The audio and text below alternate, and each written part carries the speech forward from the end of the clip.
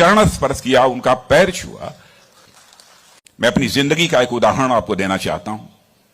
मैं गांव में प्राइमरी स्कूल में पढ़ता था। वहां पर पढ़ाने वाले एक पंडित जी थे, एक मौलवी साहब थे। मौलवी साहब पढ़ाते भी थे और फिजिकल ट्रेनिंग जो होती है, फिजिकल एक्सरसाइज, वो भी कराते थे। मुझे याद है कि यदि हमारी एक्सरसाइज ठीक नहीं होती थी तो एक पतली सी छड़ी हुआ करती थी, स्टिक।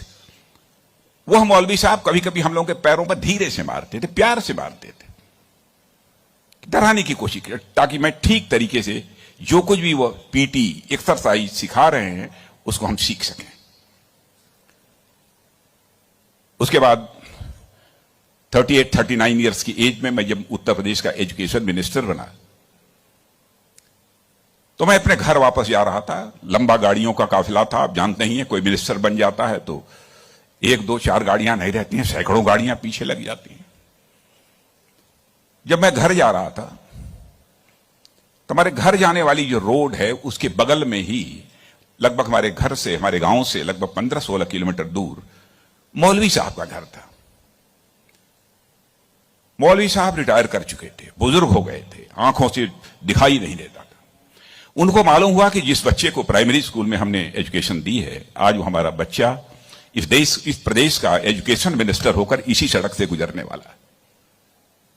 मौलवी साहब आंखें बंद किए हुए, आंखों से दिखाई नहीं देता था, और उनके 2-3 बच्चे उनके बगल में खड़े।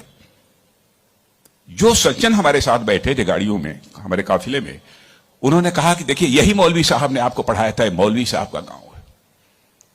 मित्रों, मैं अपने जज्बे को रोक नहीं सका।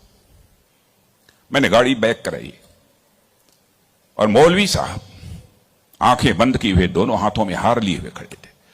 मौलवी साहब के पास गया और मौलवी साहब का मैंने चरण स्पर्श किया, उनका पैर छुआ, और मौलवी साहब की आंखों से तब तक आंसू चलते रहे जब तक कि मेरी गाड़ी वहां से